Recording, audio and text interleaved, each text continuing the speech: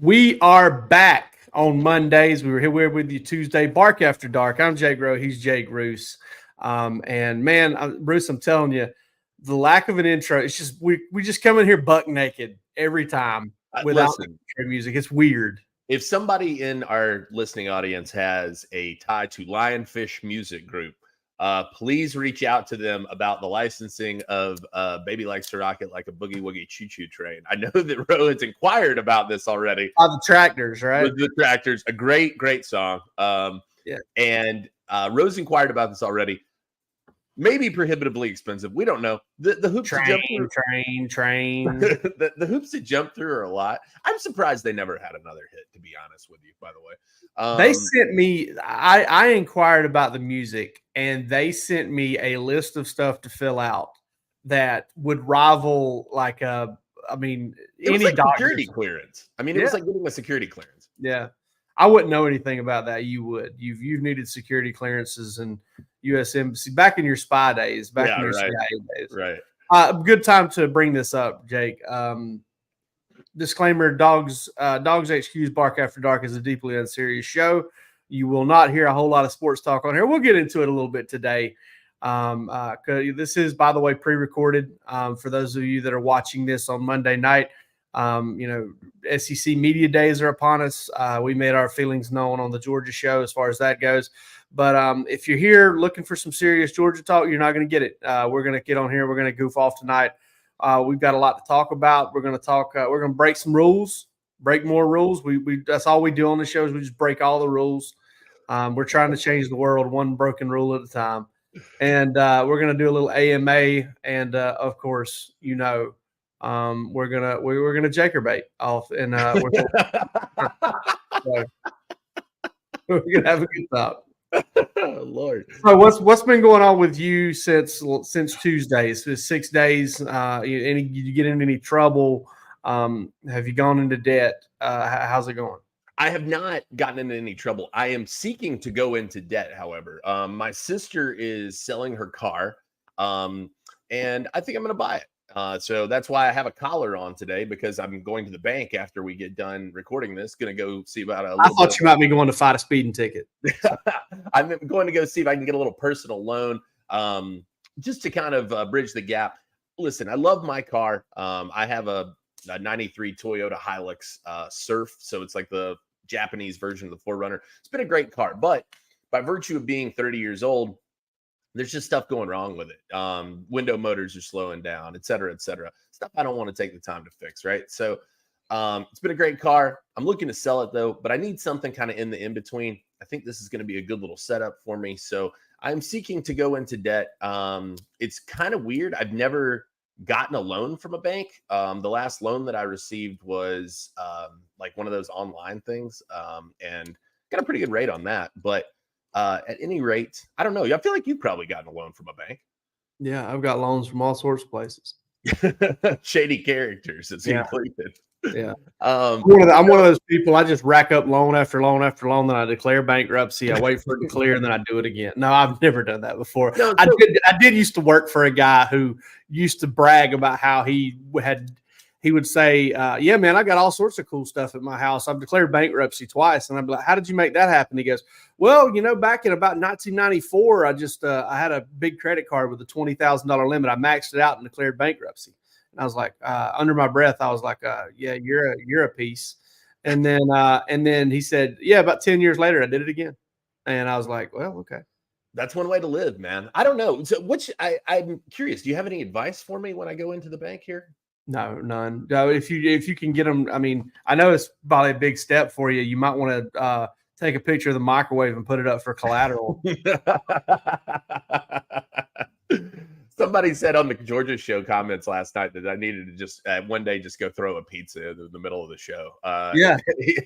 Just put some bagel bites in there. And, absolutely. I can't, dude. I'll be honest with you. I got kids around the house somewhere right now. I can't say bagel bites too loud. Oh yeah, I bet. Yeah, I mean, dude, they'll come running like Have you ever had a dog when you open the dog food bag and that rustling, like you'll hear them just come screaming down the hallway, ready to come eat? My kids will do that for bagel bites in a heartbeat. They are your children, and I'm sure that I'm sure that if you smelled bagel bites being cooked in your kitchen, you too would go running toward the kitchen. There was a time. They're not what they used to be, and God, is this not a bark after dark rabbit trail if there's ever been one? They're not as good as they're too saucy.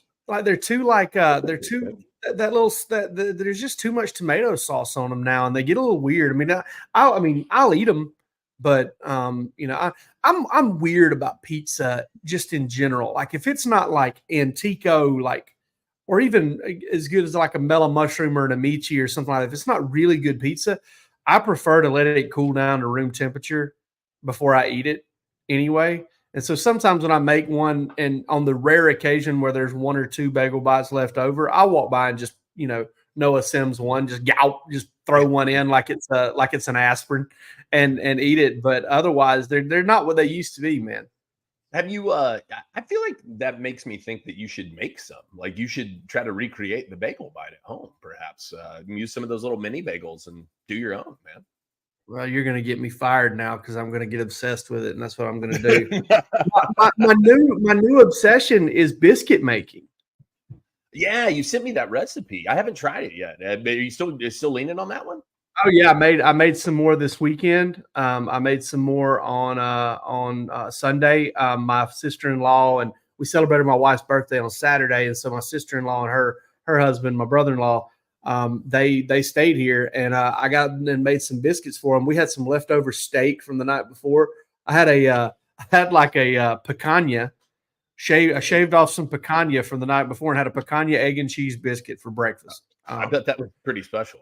It was pretty solid. It was pretty good. Yeah. But yeah, it's a little 3-ingredient deal: self-rising flour, butter, frozen butter that you grade, and then buttermilk. And I'll tell the story. So I was, I love TikTok. I love TikTok. I love the ability to just sit there and scroll videos. And Roos can tell you that sometimes I get on a big time roll and I'll just start sending him links of ones that make me laugh. Like my wife sometimes will lay in bed and she'll be like, Jay, are you okay? Are you insane right now? Like you've lost your mind. You are wheezing laughing. And Roos knows what that sounds like too. So I came across this recipe and this lady starts talking about butter biscuits, and she's got kind of thick Southern accent. But I knew that this was the biscuit recipe that I wanted to use. It sold me on one word. She says, the first thing you do is you take 2 cups of flour. And when she said flour, I said, that's my girl right there. This is my biscuit recipe. This is what I'm going with. When she said 2 cups of flour, I was like, I got to do this. And I started making them on vacation when I was at the beach.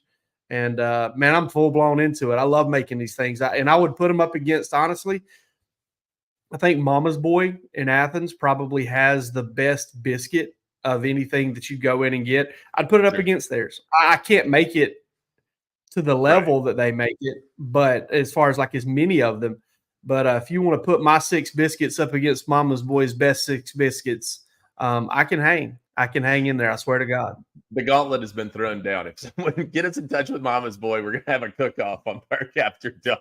It's going to be like Bobby Flay, like throwdown with Bobby Flay. You're going to roll in there. I'm really proud of them, man. I'm really proud of Mama's Boy. I remember when it opened in Athens back in the day, and it was so hard to get into. Everybody loved it. It was just breakfast. It was just so small. And now they've got at least 2 full locations. And when I was Saturday, I give a little plug here for anybody that lives in the Athens, Oconee County area. A good friend of ours, Victoria Little, and one of her really good friends, I can't remember her first name, but I know her husband's Adam Leakey, who used to be a student assistant at Georgia under Mark Richt. They started this place over at Wire Park in Oconee County called the Bunny Hive, and it's basically kind of an educational social club for children and stay-at-home moms.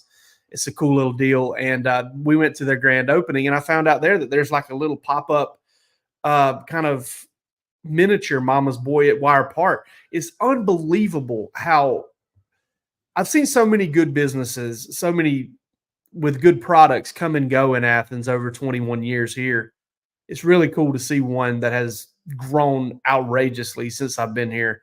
And they've done a tremendous job. Still believe, we both vouch for it. The knuckle sandwich is probably the best thing you can eat around here. Yeah, I got to tell you though, man, like that is probably like the only thing that I sought out from Mama's Boy. Like for the most part, I preferred to go to Bread Basket, to be honest with you, and get those greasy ass biscuits from those women that were imported from Hull or wherever they were. I mean, Fluted women in from Hull. These ladies were not Boulevard townies making the biscuits over there. I can assure you.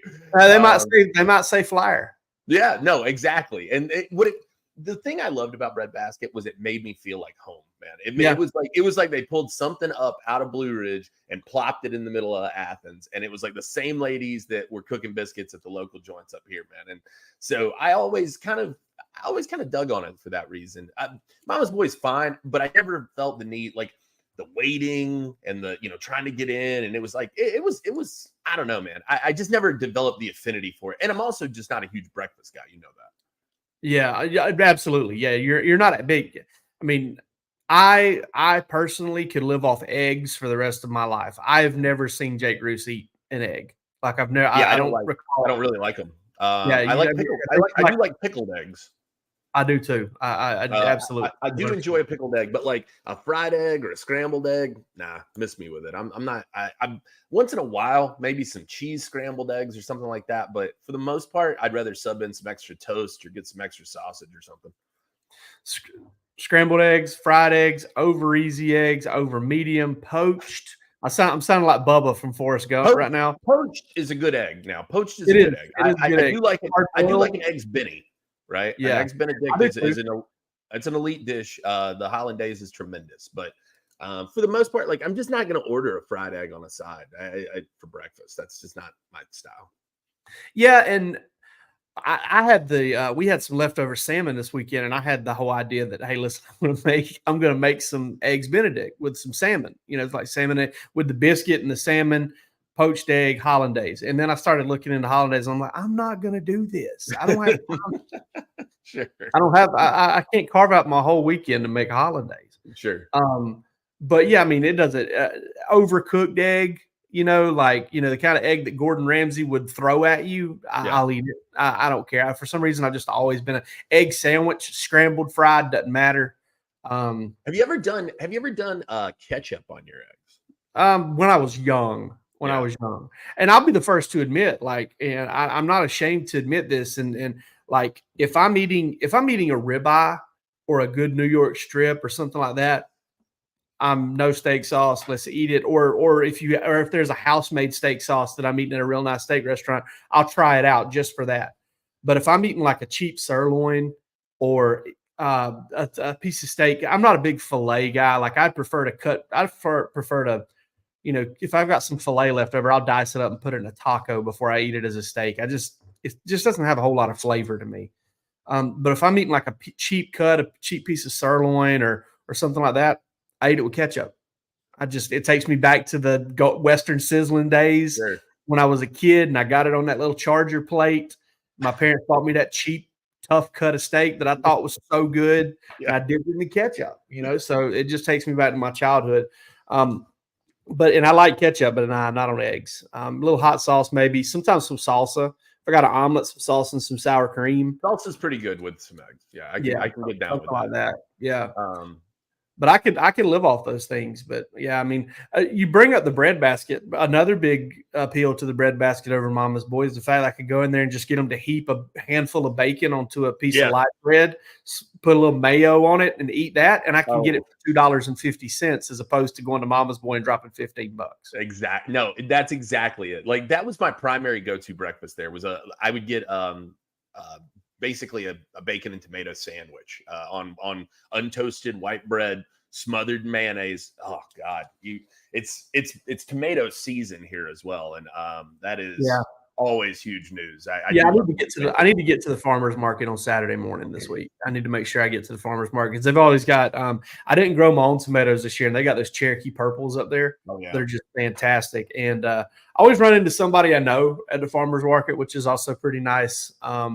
And I tell you what, man, one of the coolest things around here is the amount of beef farmers, the amount of grass-fed beef farmers that have popped up, and you can get all that stuff, and it's really good.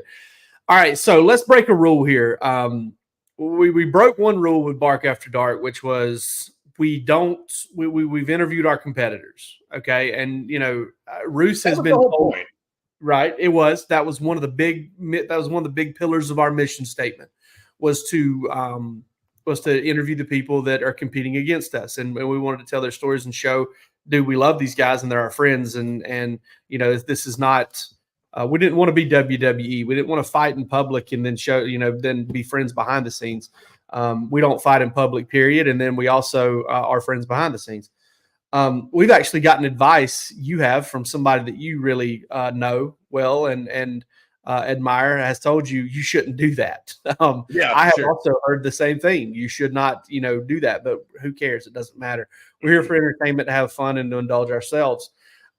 So that brings me to this. You never really talk about how your show is going or how good of a job or how bad of a job you think you're doing. So I wanted to ask, since, it is against the rules and that means that we should probably do it. How's Bark After going, in your opinion? I don't think this episode's going particularly well. Just to be clear, lay that one out there. Yeah, I feel like anybody who was listening to us talk about what we like to eat in Athens is probably like, these guys are idiots. I would, probably. No, I gotta tell you, man, it's gone really well, and I'm glad that we've stuck with it. And it really is a pleasure for me to do. I enjoy doing Bark After Dark. I have a lot of fun with it. I'm glad that the feedback has been what it's been. Which is people are like, I feel like I'm just hanging out with you guys having a beer, and that's always what we wanted it to be. Was just just kind of us chilling out. In case you haven't picked up in the 50 plus episodes that we've done of this show, we're not very serious people, and this is what we're like. I can't tell you how authentic this show is in terms of who we are and how we talk to each other when we're away from it. I mean, this is what it's like to be on the phone. We do have to tone it down a little bit, Sure. But I mean, for the most part, it's pretty spot on. I think it's going pretty well, man. I think we've got a dedicated lawyer or a listener base. So we might need a dedicated lawyer, probably. But we've got a good listener base. I mean, of course, do I want more views? Do I want more people downloading the shirt? Of course. Would I love to get rich off of this show? Absolutely. Yeah, no question about it. But we do it for the hell of it. We do it for fun, and I've been having fun. And as long as I'm having fun, that's what motivates me to keep going personally. So if the measure of success is how much fun we have doing it and how loyal our regulars are, then we're killing it. I mean, you can look at the numbers. We don't have to show them to you. Like, you can look on there and see, a couple thousand people seeing one of these. I haven't looked at the podcast numbers, but a couple thousand people watching one of these on YouTube is a really good day for us. So it's not like we're out there grabbing 15,000 views on YouTube and making a ton of money via YouTube. And that never was really the point. The point was, let's get on here. Let's be authentic. Let's let people get to know who we are. And let's see if we can win the loyalty of Rusty Mansell's mother. And, mission accomplished. The grand plan. She hasn't reached out to us personally. Apparently she said nice things to Rusty. Sometimes I wonder if Rusty might be making that up, and that's basically proxy for him saying how much he loves the show. He's on vacation this week. He's listening to us. I mean, he's on the beach. He's got the headphones in, and he's probably streaming the whole show, just going from the beginning up to now. So just rewatching. Yeah. I know he's got nothing better to be doing than listening to us. Oh man, yeah, it would. I wish we could get him shirtless on here, just with the wind over down there at 38, just whip it and him trying to. What are you saying? Just get him on. Let me ask you this. Who's been your favorite guest? My favorite guest. I mean, Chuck Dowdle. I mean, yeah, obviously. That's mine too, for sure. I got to tell you, personally, I would say this though: if you take Chuck out, I've just got a real soft spot for the John T. Edge episode. Yeah, sure.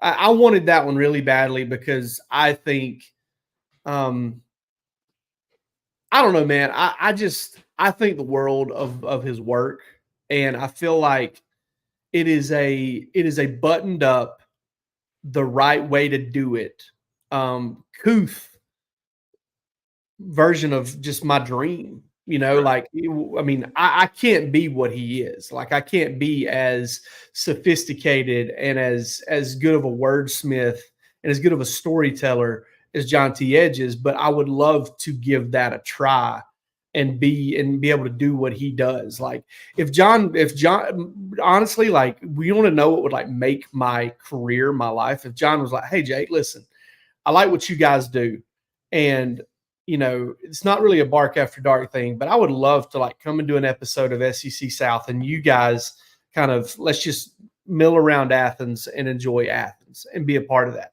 It wouldn't be like it would be more doing it with him and listening to him talk about the things that he knows about Athens and stuff like that, from having been there and flunked out and been a Georgia guy. It would just be so much fun, man. And I've got a real big soft spot for that episode. I don't know if I would put it in a favorite category, but I feel the best about that episode, and I'm really glad we were able to do it. I enjoyed the Mark Schlabach episode a lot too. I got to tell you, it was one of our very earliest episodes, but it has never left me when Dean Legge broke that money out. Oh, Dean Legge, it's really hard once you start to break them down, because the Dean Legge episode was fantastic. Bill Shanks was fantastic. Brandon Adams and Jeff Sentell were so great. Like, those were so fun. Yeah, I enjoyed Roddy had some great stories. I mean, Roddy had some great stuff. We've had, we've really been very lucky to have everybody that's come on. Everybody's been super cool, super accommodating. I really appreciated that they've taken their time to do it. And we've laughed a lot, man. But God, Dean Legge breaking out the money. Like, where did that? I still don't know where that money came from. Why he had it on hand? Why he had it on hand? Dog post petty cash? I don't know. Yeah, it was incredible. It was so good. And I'll tell you something else about Dean Legge that folks may not know. For years and years and years, I'm talking about going all the way back to like 2012, which, I mean, I'm not sure how good everybody is at math. That was 12 years ago. All right. You go all the way back to 12 years ago. And I can remember everybody that Dean has brought on to work with him is somebody that I've always gravitated toward. Sure. Like Jonathan Branch back in the day. Like, I used to sit beside Jonathan Branch during the press box. I was beside him in the press box when Georgia lost that heartbreaker to Alabama in the 2012 SEC championship game. Dean himself, Matt DeBerry, Dylan, I can't remember Dylan Weber, Ryan Curley, the guy that works for me now. A lot of those guys are so much younger than I am oftentimes, and I'm still like, these are Dean's guys. I love Coach DeBerry though, man. DeBerry's just great. Getting a piece of the DeBerry pie. I mean, he's one of the great dudes. But I watched that cat grow up. Like, I watched him go from like part-timer, just getting into the business. Like, hey man, it's so good to meet you. I've been reading your stuff. And then now he's like, he's got a kid, maybe 2 kids. I'm not 100% sure. I don't see him as much as we used to because he's full-time in recruiting. He's doing this whole thing. He's just watch that kid grow up, man. And he's the best. He's awesome. Yeah. Shout out Coach DeBerry, man. We love you, buddy. Coach DeBray, you're our guy. We got to have you on. We should get Matt on. Matt would make for a fun episode for sure. But yeah, I don't know, man. I mean, I feel like we have accomplished what we set out to do. I mean, I'm not saying that as if like we're pulling the plug or anything, but I feel like we to this point have largely kind of made this show what we hoped that it would be. And it's taken probably in more interesting direction, I think, even than I could have guessed, because it's gone a little bit more, not that it was ever political. We're super political now. We talk politics all the time. Yeah, sure. No, it's going it's a lot more off the cuff and natural. And it's one of those things too, that like so often before we start recording, I'm like, what the hell are we going to talk about? And then I look at the thing and it's 45 or an hour later. Right? Yeah. And hey man, like the whole thing that's like, hey man, it's okay if we only go 25, 30 minutes tonight. And then you look up and it's like, oh, well, let's try and wrap this thing up before it hits an hour. Yeah. You know, like, I mean, we do that all the time. Yeah. And I love that. I think that's great. I think that speaks to how much fun we're having. So with that in mind, three guys that three guys that we know we're gonna have on at some point, and you know we're excited to have on. So Matt DeBerry would be one of those guys. Yes. I'll go one. Cole Kubelik. We're gonna get Cole on here at some point. There's no doubt in my mind. Who's some other? We can go more than three. Who are some other guys that, like, not only do you want them to come on, but you feel confident we're going to get them on at some point?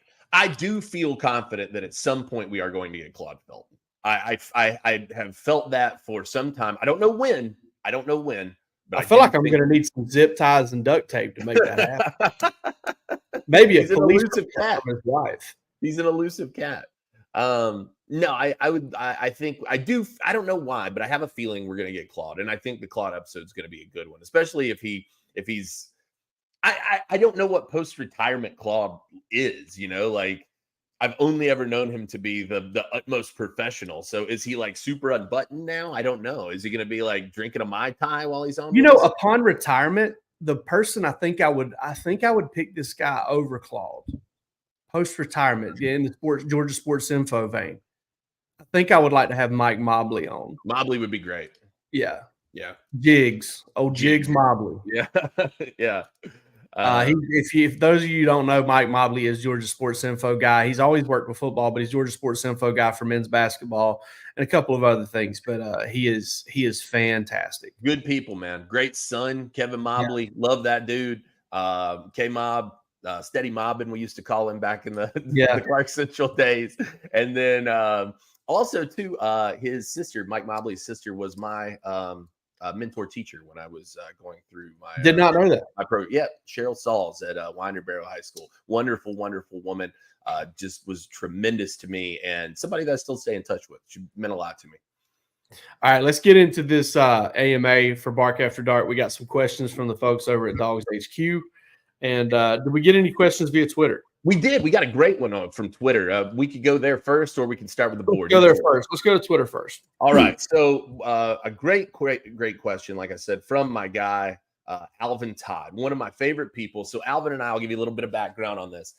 I was sitting at the Blind Pig. I believe it was after it had moved downtown off of Washington Street. I was having lunch one day, and we saw Ric Flair.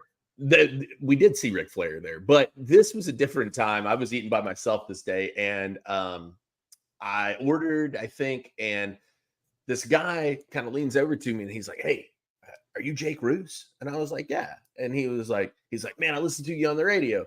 It was Alvin, and Alvin and I had several meals at the Blind Pig after that. We just run into each other. A great dude, though. Always enjoy talking to Alvin. He still hits me up on Twitter. I'm so glad he does, and I would love to have a meal with him at the Blind Pig here in the very near future. But he asks a very good question because it applies to both of us. And he says, as the beginning of the school year nears, do either of you guys have any PTSD still lingering from your prior profession? No, I do not. Actually, as the school year nears, I get really, really excited because usually I've had 2 months of my wife and kids at home. Not that I don't. I would love to have them at home, but it's very hard to work from home when they have things that they're doing. And listen, they won't even bother me. Right. They'll be like, "Hey," my wife will be like, "Hey, I'm going to take the kids to the pool tomorrow." And I'm like, "But I want to go," you know? And so I'm over here, like I want to be with them and I want to hang out with them. They're my people. I love my family. And so like, I'm over here, like just, trying to figure out how I can like make it happen. And I'm trying to figure out how to make it go. And everybody else has got plans over the summer. So there are days when like my wife's like, "Hey, we're going to go do this." And let's say Rusty's on vacation and Palmer's, driving back from somewhere that he's been, doing some stuff for work. And I'm like, "Yeah, I'll go." And I'll just take my computer out poolside and just work from a chair so that I can hear my kids play. But yeah, I'm just, it's kind of nice to get them back into a regular routine. And I've got some silence at home that I can get some things done. But no, I don't really have any PTSD anymore. I never really did, honestly. It was I was just so excited to not have to start the school year again. It was amazing. I absolutely had PTSD after I left teaching. They're like not even a thought, not a question. I mean, for probably I would say a good 5 to 6 years after I quit, I would have like back to school dreams, and it was stressful, man. And I think so much of it was the fact that my schedule, and like it was like it's like your body knows, man. And like my body knew based on the time of year that it was time for school to start. And since I had been 5 years old until, well, really since I'd been like three, from like three until, gosh, I quit when I was probably 26, 27. So, 20 plus years, I had kept the same schedule. My life revolved. Okay, when August happens, that's when you go back to school. I'd gone, straight from high school to college to right into the teaching profession. And so it was just like so deeply ingrained in me. And so for years after I left, I had dreams that I was back in the classroom and things were like not going well and kids were crazy, which really never happened. That never was an occurrence that kind of threw me off, but it was pretty wild that I still had that after all those years. I dreaded it, man. And I would wake up and those dreams felt so real. Do you miss it ever? There are certain things I miss about it. Yeah. Like when you're working from home and I've got to drive, 25 minutes to Athens and set up some things to eat lunch with some folks that I enjoy being around. Like, I mean, it was cool. The people I taught with some really cool people, some great people. And it was always fun to all cram into a classroom or teacher workroom and eat lunch and talk, shit to each other about our days and stuff like that. Like, that was a lot of fun. I miss that part. I do miss coaching a lot. Like I miss like running out to practice and knowing those kids were like I was when I was in high school football practice, which was like, I don't want to be here. And then you bring the energy and you get them rolling and then they're into it and you're into it. And I miss the Friday nights and stuff like that. But I wouldn't trade what I do right now for that. Sure.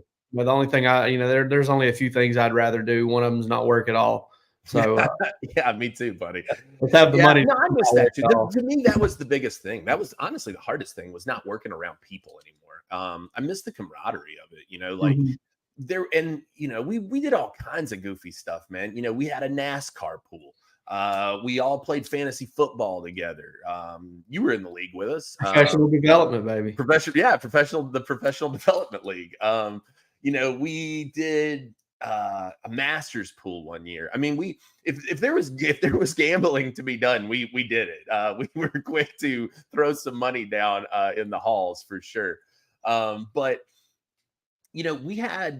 I missed that. I miss the camaraderie. And that was a big adjustment for me coming out of teaching, for sure. Learning how to work from home was hard. And it wasn't really, honestly, I never really got very good at it. I'm still not very good at it. I do better when I go somewhere to work. I don't do very well when I sit at my house. I miss the kids too, because they it wasn't every day, it wasn't every class, but man, sometimes some of the most hearty laughs I've ever had in my life came from the classroom. And some of them were at my expense. There was a girl, I'll never forget her name. I think I've brought this up on the show before. There's a girl named Diamond Oliver. Her first name Diamond, God-given name or mother-given name. Yeah. She hit me up one day in the hallway, yelled at me from like 50 yards or 50 feet away and said, "Hey, Coach Rowe, where your neck at?" I love Made me laugh so hard. There was another one where, you know how it is, you're just kind of getting by. I think it was late in the school year. And I've never been big on wearing pants to begin with. I like wearing shorts. And I had like 2 pairs of khaki pants, 2 pairs of a pair of navy blue pants. And sometimes I'd wear the same pants like 3 days in a row, Oh, yeah. Yeah, absolutely. That was one of the big secrets.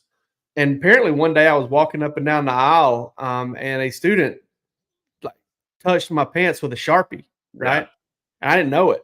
Next day, I'm walking up and down the aisle, and that student goes, see, I told you he wears the same pants every day. And I said, what do you mean? I just got 2 pairs of pants like this. And they're like, no, what? Look at there. I put that Sharpie mark on there yesterday.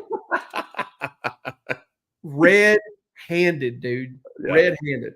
And those were just absolutely hilarious.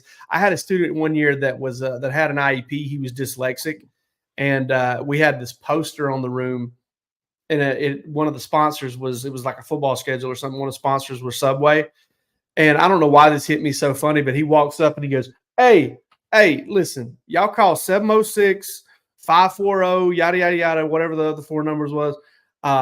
Order me a long foot with some chips on the side. and I was like, what? He goes, Subway, bro, Subway. I was like, oh, okay, a foot long. He goes, yeah, whatever, man. Yeah. And it just order me a long foot. I love that. Just stuff like that. That was a lot of fun. But no, I mean, I wouldn't go back to teaching. No, I'm not suggesting that you would return. I was just curious. If listen, if they fired me, or if this whole industry went tits up and I had to, do something, I'd go back to teaching to support my family, but I'd be miserable. I'd hate it. Sure. I'd think of how to get out. I'd think of how to run away and start a new life every day. I'd fake my own death, maybe. I got hit up a couple years ago by somebody I used to work with, and they were like, hey, there's this job open, and I really think you could get it. And it was like my dream job. It was my high school. It was working at my old high school, and it was like, she was like, hey, I could help you. And I was just like, man, I don't think I can go back. I can't do it anymore. I'm not built like that anymore. I think I've become, honestly, part of it too, is I think I've become so like, obtuse since I've left. I'm a lot more unhinged than which is just a byproduct of growing older, I think, too. But I'm a lot more unhinged than I was back then. Yeah, no doubt. Probably. I've also thought about the fact that, just to kind of get a taste of it occasionally, like maybe I would substitute like 2 or 3 times a year, just because, I do enjoy being around the high school kids, and they're so fun and so funny. But then I thought about, like the fact that I've actually got another job and I don't really need this. I mean, would I walk out in the middle of the day? Would I say some really out of pocket shit and get in trouble? Exactly. Would I curse a kid out if he really pressed my buttons the wrong way? It's probably just not a good situation.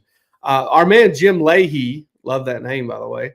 Yeah. On our board, asked us on the DawgsHQ Dog Walk, asked, would you rather the Braves win 3 straight World Series or the Hawks win the finals and the Falcons win the Super Bowl in 2025? I think we all know my answer to this. I don't care anything about the Hawks or Falcons, so go Braves. Let's win 3 straight World Series. I know. We're on complete opposite ends of the spectrum with this, and that's fine. I mean, I've got no problem with the Braves, and I hope that people don't read it as me being like that. But the fact of the matter is, I just don't really watch a lot of baseball anymore. When I was a kid, I did, and I would love to see it for the Falcons. I don't give a shit about the Hawks. That's whatever.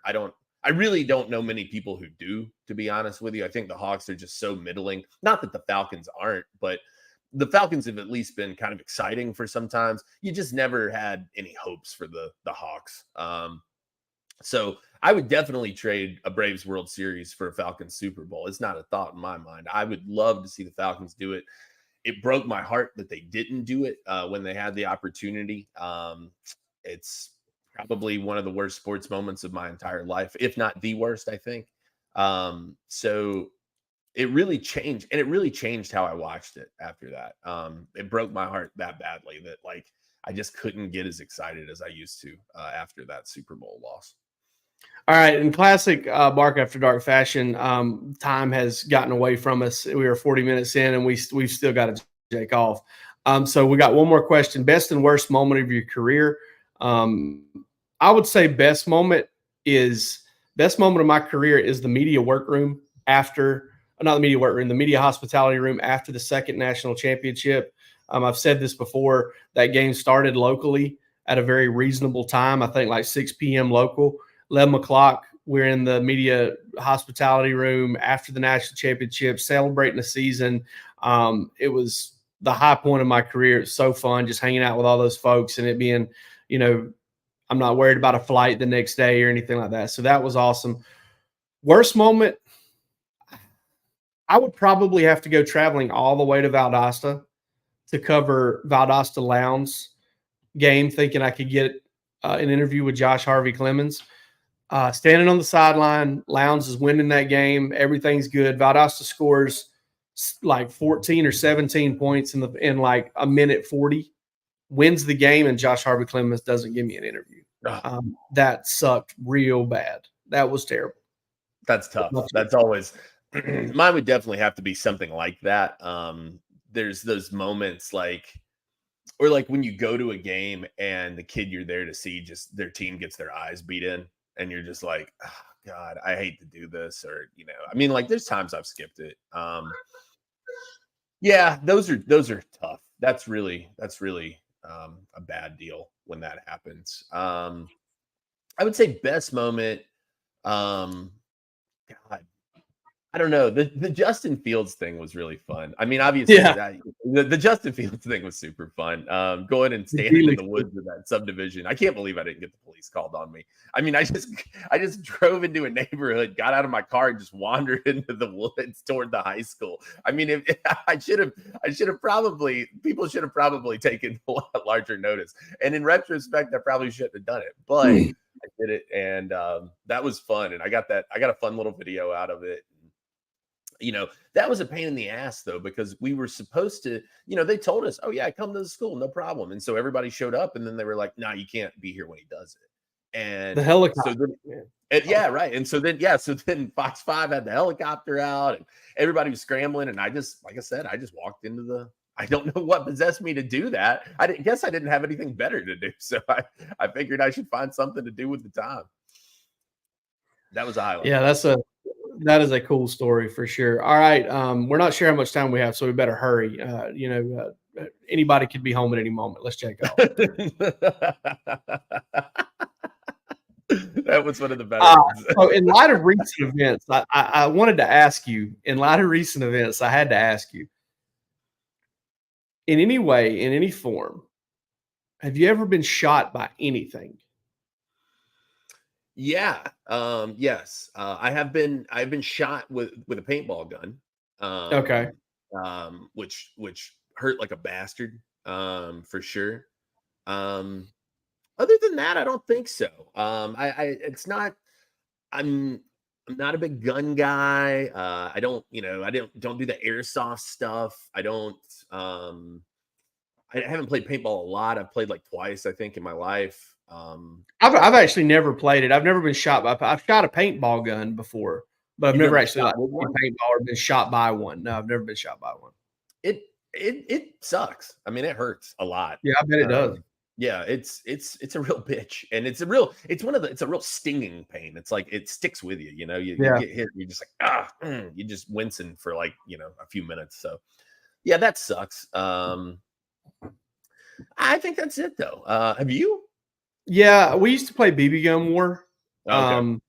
And I used to get shot by. I've been shot by those probably dozens of times. Those hurt as well. The one that hurt the worst though, I got shot in the hand. Like I was like behind like a log, and I was like pointing to somebody to do this, and somebody just thought it pertinent from about 25 feet away to shoot my hand, and he shot me like right here. And man, that hurt. Been shot in the back, shot in the legs, all that stuff. Also, I've been shot by a nail gun, but not like what you might think. My brother we used to work with my dad. And my brother was always notorious for taking the toe, which is a safety feature on the nail gun. You have to press it down to actually shoot it. He was notorious for taking those off because it made the nail would shoot. There would be more force behind the nail. And he was shooting some decking up onto a drying in a roof one time with some OSB board, and he missed the studs. He had the studs marked wrong, and I was down below him. And all of a sudden, it was like ting, ting, ting, bang, bang, just hit me like twice. They were stuck in my shirt. It's kind of scratched me. So that was another time that happened. And I thought I was shot once when my brother and I were, we were shooting loggerhead turtles one time as they stuck their heads up with a little 22 rifle with a scope. and it had a top eject on it. And that little hot shell popped out and went down the neck collar of my shirt. And I was like, I'm hit. I'm hit. Ricochet. I'm hit. Sure. So, but yeah, I figured it would be pertinent to ask. Have Okay, you ever been good. nicked or shot by anything? All right. So mine was thinking about kind of we were talking about our former professions. We've been talking a little bit about our current profession as well. I'm curious, what's the best job you've ever had that was not this?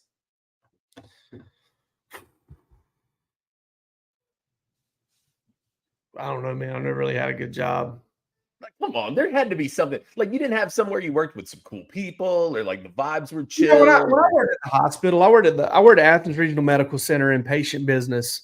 I think my technical title was customer service assistant, but I was basically kind of like the office manager, but I didn't really manage anybody. I just managed like office supplies and made sure kind of facilitated a lot of different things.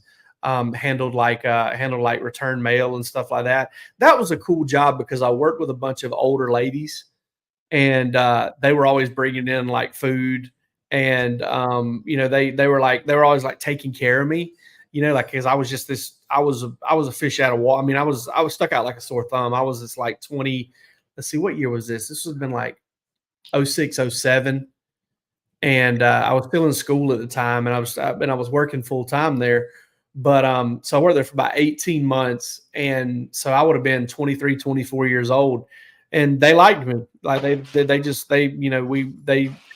would be like, hey, they would bring stuff for lunch or whatever, and then if I liked it, they would like make it for me and bring it just for me to have.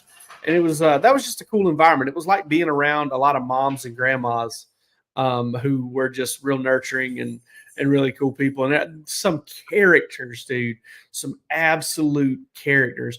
And not only that, I also kind of fell in love with sports talk radio during that time because, growing up in South Georgia, we never had a sports talk radio station, and I would just listen to 960 The Ref all day long. I would put in, I don't even know if they definitely didn't have wireless earbuds at the time. That was a little transistor radio that I'd put in my pocket and run a wire and just have it in my ear all day. And man, that was a lot of cool days. Went by pretty quick. I enjoyed that job. There you go. We did have we got one real late entry here from our Ask Me Anything. This is a quick one. Are you going to buy do you have a system, and are you going to buy I'm not going to get it. You're not going to get it? Yeah, I'm not going to get it because I don't have a PlayStation or an Xbox that would handle it. And I'm not going to go spend $500 just to spend 50, 60, 70, 80, 100 more. Also, well, if you were going to, the question was not that. The question was, if you were going to have it, who would you play with not named Georgia? Wake Forest. Would you go back to Wake? No. No. I don't know. I always kind of gravitate towards a great running back or a great quarterback, like a great dual threat quarterback. I don't know, maybe Colorado. Just to kind of see what that would be like. Get my childhood, my favorite athlete of my childhood, Deion Sanders, up over the hump as a coach, maybe. Not Georgia. I don't know, man. That's a tough question. It would kind of be. I'd kind of want to look at the rosters and kind of see who's got what. I like but I was always a big fan of bringing somebody up. I never was the kind of person that's like I would go get a Sun Belt team and try to win the national title with them. But I would like to grab like a lower level Power 5 team and try to bring them to glory, like Northwestern or like Purdue or somebody like that. Sure. Yeah. I used to, like in 06, the 06 game I played, I built my own school, and that was a lot of fun. I built like I called it the University of Epworth because that's just down the street here. And we played at Fannin County High School Stadium, and that was, I built it all out. There's a track around the field, so it was very reminiscent of how it actually was. So I enjoyed the custom teams, but yeah, I'm with you. Like a Northwestern would be fun. Somebody like a UCF or a USF would probably be good. You know, you could get a nice pipeline state. I do like a pipeline state. It was one of the things that always hamstrung me when I was playing as Oregon for all those years. It was you got to think about my pipelines were not that strong. So, but I won't be getting it either. I would be interested to play it. I mean, I would sit down and probably play a round or two of it, but I'm not going to make the investment necessary to go get a system. No. I mean, if we've got some people out there watching the show that's got some PlayStation or Xbox contacts, and you're like, hey, let's get these guys one of these things, and send them over. We would make an episode of Bark After Dark. If you'll send us an Xbox and we can play online against each other, it would make for a hell of an episode, I think. Yeah, no doubt about it. But yeah, if I could get one of those for free, I'd probably do it. I'd probably spend the money on the game itself, but I'm just not going to go buy one of those and do that. We got a Nintendo Switch. I play MLB The Show, which we just got here recently because it was like half off. Listen, man, I'm 41 years old and, pocket watching myself all the time. So I try to take care of my money. Used to go spend that money without any sort of return other than, wasting my time and probably getting yelled at for, not paying attention to anybody, because I will get swallowed up in a video game pretty quick. Sure. All right, folks, we'll be back with you next week. Don't know who we're going to have. Maybe one of those guys we talked about we're definitely going to try and get. We're working on guests, but if not, it'll just be us, and hopefully we'll start the show a little quicker this time rather than talking about why we like breadbasket over mama's boy. But until then, we love you. We appreciate you. Y'all take it easy. Mm-hmm.